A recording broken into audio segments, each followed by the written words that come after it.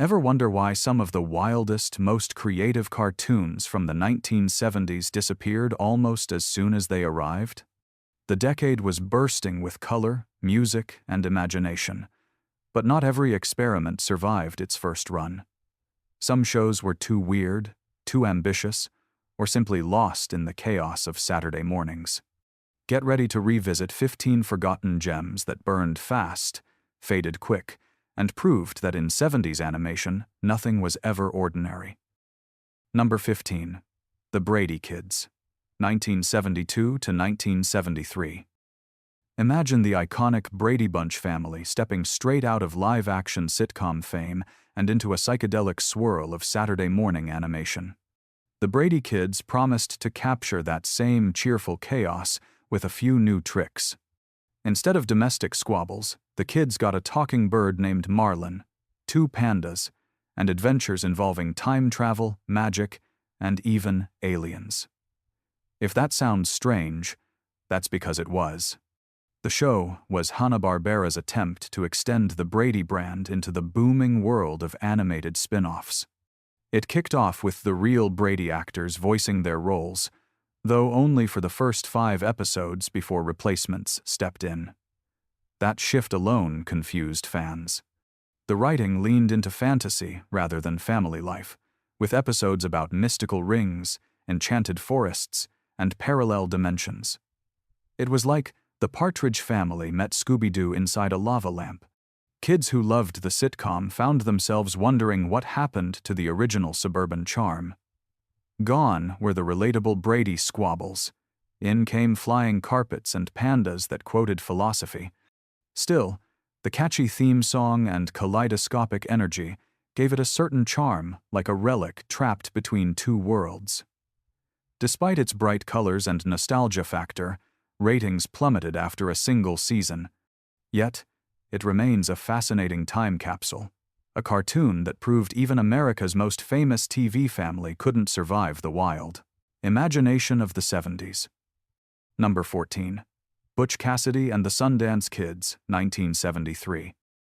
Before Hollywood's remake obsession began, Hanna-Barbera did something bold, borrowing a famous outlaw name and turning it into a bubblegum pop spy show. Butch Cassidy and the Sundance Kids followed a teen rock band that doubled as secret agents. One minute they were performing catchy pop songs. The next they were saving the world under the watchful digital eye of their boss, a computer named Mr. Socrates.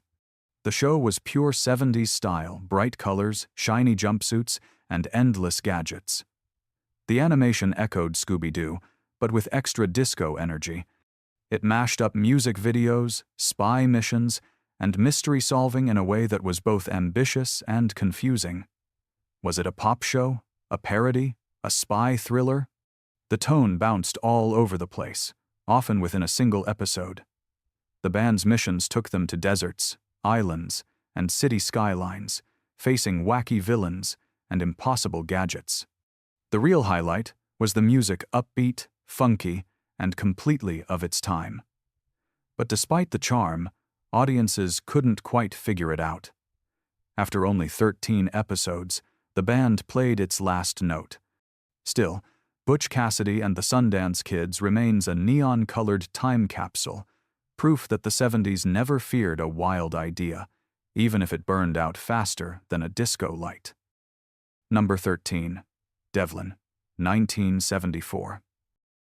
If Evel Knievel had his own Saturday morning show, this would be it.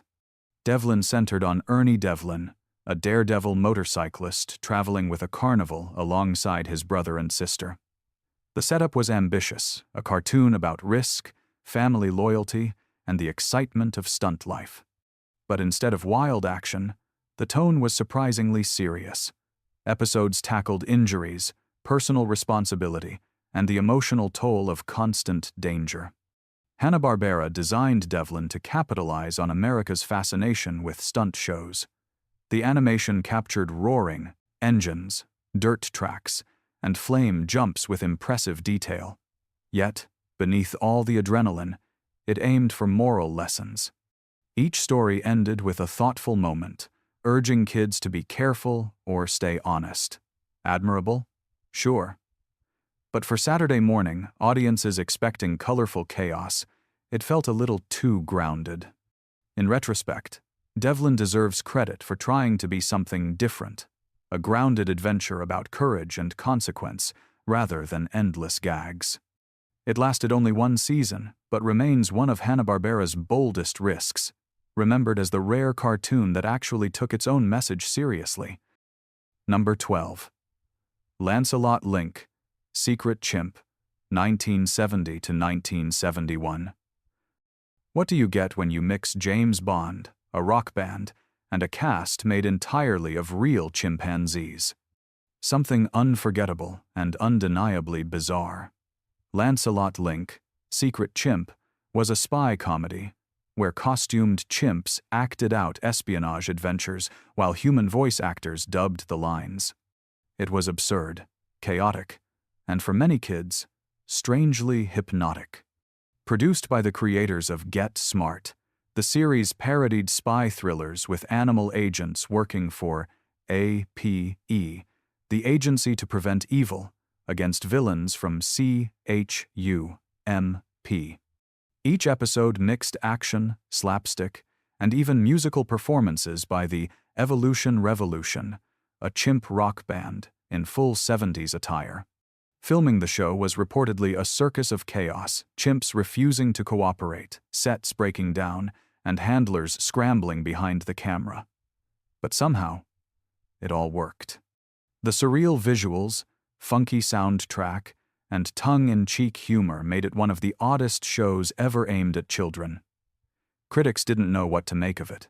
Was it genius satire or pure nonsense? Kids didn't care, they just watched in awe as talking chimps drove cars and battled villains in trench coats. After one wild season, Lancelot Link vanished, though reruns haunted local stations for years. Today, it lives on as one of the strangest crossovers between live action and cartoon energy ever produced, a show so ridiculous it became legendary. Number 11. Wheelie and the Chopper Bunch, 1974. Imagine if Cars existed 30 years earlier, only instead of Pixar polish, it had pure 70s attitude. Wheelie and the Chopper Bunch followed a red stunt car named Wheelie, who constantly outsmarted a gang of jealous motorcycles. It was a world where every character was a vehicle with a personality, no humans, just chrome, rubber, and sass. The show raced onto TV with a promising formula: fast-paced chases, slapstick humor, and a cool hero car who never spoke words, only honks and beeps. His girlfriend, Rota Ree, and the troublemaking Chopper Gang provided endless opportunities for motor mayhem. Visually, it was sharp. The animation was crisp, and the background screamed Saturday morning, energy, bright highways, city skylines, and racetrack dust. The real charm was in the Looney Tunes-style gags. Wheelie could outthink his rivals using clever tricks rather than speed, giving the show a comic rhythm that appealed to kids. So why did it stall after just one season? Simple, there were too many car-themed shows at the time, and Wheelie got lost in the traffic jam. Still, its energy and humor made it memorable for those who saw it. Looking back, Wheelie and the Chopper Bunch feels like the missing link between slapstick and mechanical comedy. It was fun, flashy, and over before it could cross the finish line, but in its short run, it managed to leave tire marks on cartoon history. Number 10. Valley of the Dinosaurs, 1974 to 1975. Before Land of the Lost took audiences on prehistoric adventures, Hanna-Barbera tried it first with Valley of the Dinosaurs. The concept was exciting. A modern family crashes their raft into a hidden canyon and finds themselves trapped among dinosaurs and primitive tribes. The series blended education and adventure, showing how the Butler family learned to survive using Stone Age tools, with the help of a friendly caveman named Gorok. Each episode balanced survival lessons with heartfelt family moments, teaching teamwork and respect for nature. What made it stand out was its realistic approach. The dinosaurs were portrayed less as monsters and more as majestic animals. There were thrilling moments, lava floods, hunting scenes, and wild rescues, but everything had an undercurrent of curiosity rather than chaos.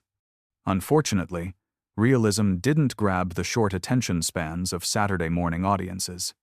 Kids wanted laughs, not lectures. The pacing felt slower compared to its more comedic counterparts, and by the time the show started to find its rhythm, it was already canceled. Still, Valley of the Dinosaurs deserves praise for ambition. It respected its audience, teaching cooperation and survival in a prehistoric setting long before other educational adventures hit the airwaves. Though it only lasted one season, it left a fossil-shaped mark in animation history. A thoughtful, underrated gem buried under the louder cartoons of its time. Number 9. Partridge Family, 2,200 amperes, d. 1974. What happens when a wholesome 70s family band gets launched into the future? You get Partridge Family, 2,200 amperes, d. One of the strangest experiments in Hanna-Barbera history, a mix of bubblegum pop, science fiction, and pure, glittery chaos. The concept was simple. Take the beloved Partridge Family and drop them into the year 2200. The result looked suspiciously like the Jetsons with guitars. The same style, the same sound effects, some scenes even reused animation frames.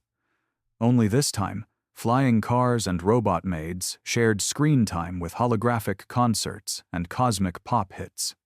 Each episode sent the Partridges on intergalactic gigs or futuristic misadventures, often involving malfunctioning gadgets, jealous aliens, or Danny's endless pranks.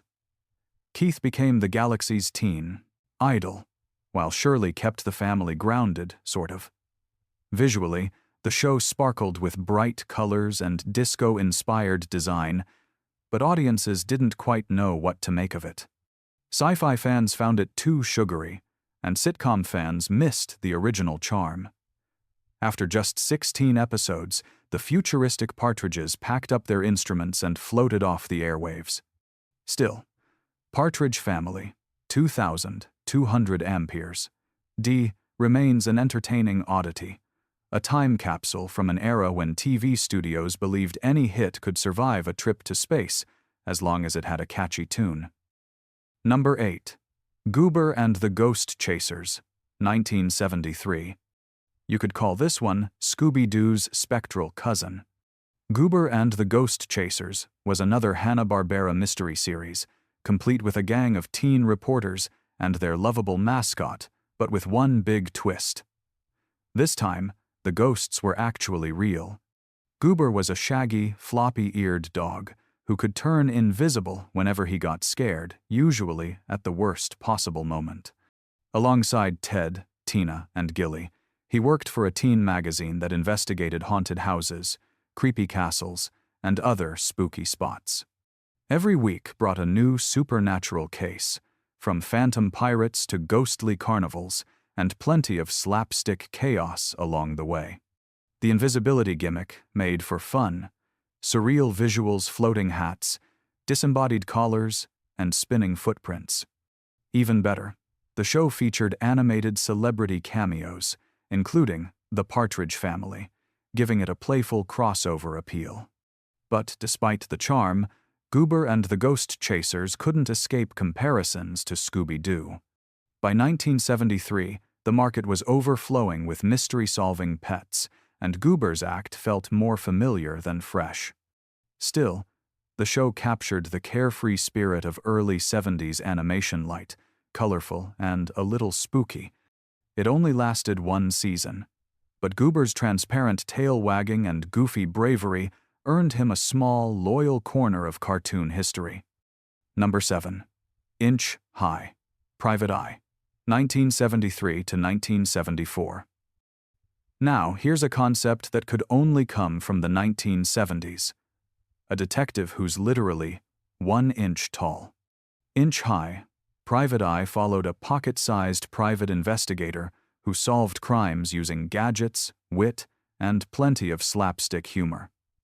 His size was both his biggest advantage and his biggest problem.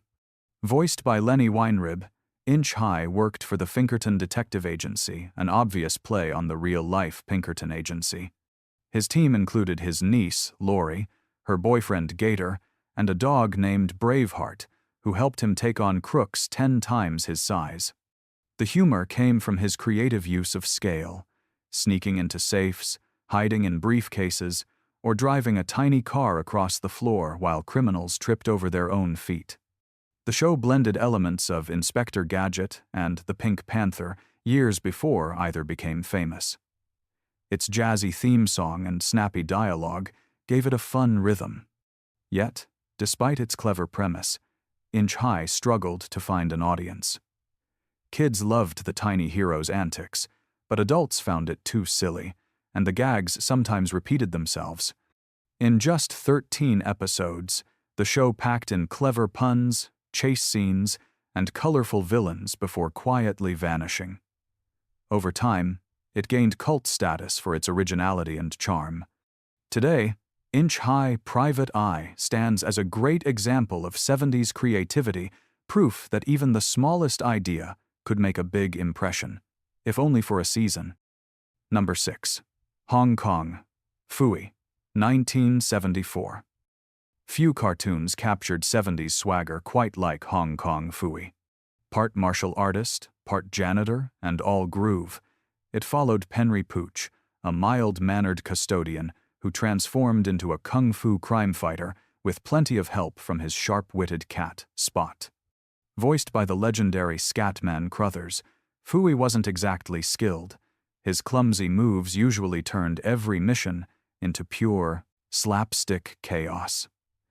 Each episode began with Penry diving into a file cabinet and spinning through lockers before bursting out in his karate uniform, ready to save the day. The catch? Spot always ended up solving the case while Phooey took the credit. That dynamic made the show irresistibly funny rather than heroic.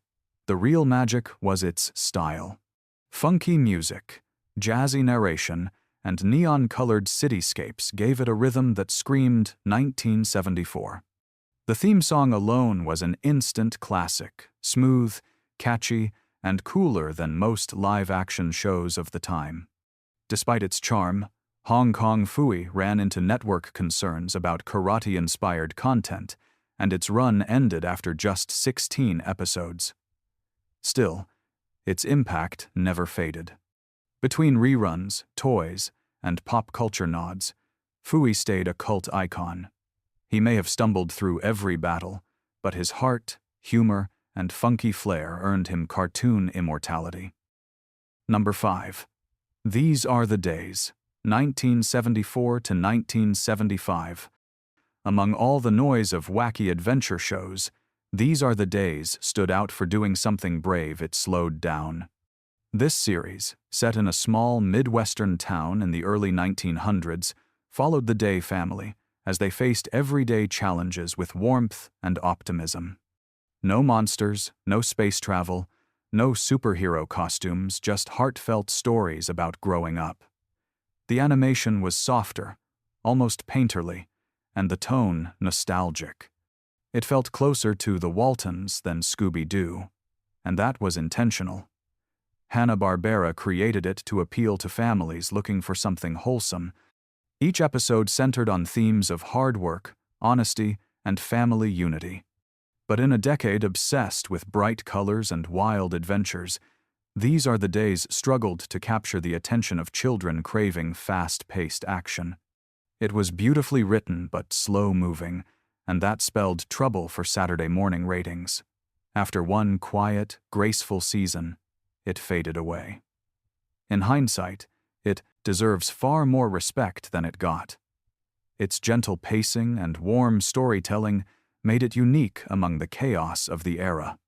Watching it now feels like opening a time capsule, an animated love letter to simpler days, when storytelling was about heart rather than hype. One season was all it needed to prove that sincerity could shine, even in the loudest decade of television. Number 4. The Roman Holidays, 1972. If the Flintstones lived in the Stone Age and the Jetsons soared into the future, the Roman holidays took a detour to ancient Rome. This short-lived Hanna-Barbera sitcom reimagined a modern suburban family in a toga-clad world of marble apartments, centurion bosses, and gladiator traffic jams. The series followed Augustus Gus Holliday, his wife Lori, and their kids, Happius and Precocia. Gus worked for Mr. Tycoonius, basically a Roman mister, spacely, and every episode revolved around family squabbles and workplace chaos, wrapped in laurel wreaths and Latin puns. The show was packed with clever details, stone phones, horse-powered cabs, and Roman numeral humor. Yet it leaned so close to the Flintstones formula that audiences barely noticed it was new. Despite its lively animation and catchy theme song, ratings stayed low, and it quietly ended after one season. Still, the Roman holidays had charm. Its bright visuals and witty concept showed Hanna-Barbera's knack for reinventing familiar ideas in colorful ways. It wasn't a failure just overshadowed by its own family tree. Today, it stands as a curious relic of a studio trying to bottle the same magic twice, proving that even the most polished imitation can't always outshine the original spark. Number 3. Clue Club, 1976 to 1977. By the mid-70s, Hanna-Barbera had perfected the formula for teenage sleuths and talking pets. Clue Club tried to refine it, a group of clever teens solving crimes with help from two wisecracking bloodhounds named Woofer and Whimper. It followed the familiar rhythm. A mystery unfolds, clues pile up, and the culprit confesses right before the credits roll. The team, Larry, Dee, Pepper, and Dottie, handled each case with surprising logic. Instead of endless chase scenes, they interviewed witnesses and analyzed evidence like junior detectives. It felt more like a light-hearted police procedural than another Scooby-Doo clone. The animation was crisp, the voice acting upbeat, and the dog's constant commentary added humor and charm. But Clue Club arrived late to the party. After years of similar shows like Speed Buggy and Josie and the Pussycats, audiences were already overloaded with teen mystery squads. Though it lasted just one season, it found a loyal niche audience who loved its sharper storytelling and puzzle-solving approach. In reruns, it quietly earned cult status among fans of classic animation. Clue Club didn't revolutionize Saturday mornings, but it proved that even a formula can sparkle when handled with care and a touch of brainpower. Number 2. CB Bears, 1977. No list of forgotten 70s cartoons would be complete without CB Bears, one of Hanna-Barbera's strangest creations. It mashed together everything the decade loved, citizens' band radios, talking animals, and trucker culture into one fast-moving Saturday morning show. The stars were three bear truckers named Hustle, Boogie, and Bump, who cruised the highways in a bright orange garbage truck, solving mysteries whenever a call came through their crackling CB radio. The idea came straight from America's mid-70s obsession with trucker slang and cross-country adventures. But CB Bears didn't exist alone. It was part of an anthology hour featuring unrelated cartoons like Blast Off Buzzard and Hey He, It's the King. The constant jumping between segments made it feel chaotic, but it also gave the show its wild, unpredictable energy. What made it memorable was its pure 70s vibe, the funky theme song, rapid-fire dialogue, and colorful animation bursting with personality. It wasn't polished or serious, but it was undeniably fun. In the end, the show's crowded format worked against it. There were too many ideas packed into one broadcast, and viewers lost track. After one lively season, CB Bears disappeared, but it remains a perfect time capsule of the era's quirks. Bold, noisy, and full of groovy charm. Number 1. The Buford Files, 1979. Closing out the decade, the Buford Files mixed comedy, mystery, and Southern charm into a warm, easygoing show that felt like a cartoon version of a small-town detective story. Airing as part of Yogi's Space Race, it followed Buford, a sleepy but sharp-nosed bloodhound, and his teenage partners, Cindy May and Woody, as they solved light-hearted crimes across the rural South. Buford wasn't your typical hero. He drawled, yawned, and stumbled through every case, but his instincts always led him straight to the culprit. Together, the trio unraveled mysteries involving stolen cars, mischievous ghosts, and missing treasures, always with a good laugh along the way. The show's real charm was its southern setting. The swamps, barns, and dirt roads gave it a cozy, down-home personality, while the jazzy theme song added a relaxed groove. Yet, the Buford Files suffered from its placement inside a crowded cartoon block, meaning many kids saw Buford but never remembered the show's name. It ended quietly after one season, but its spirit lived on in reruns and nostalgia. Gentle, funny, and full of personality, the Buford Files proved you didn't need flash or fame to leave a mark, just a clever hound, a couple of loyal friends, and a whole lot of charm. 15 shows, 15 flashes of imagination that came and went faster than you could finish a bowl of cereal. Some were too strange, some too smart, and some just landed in the wrong decade.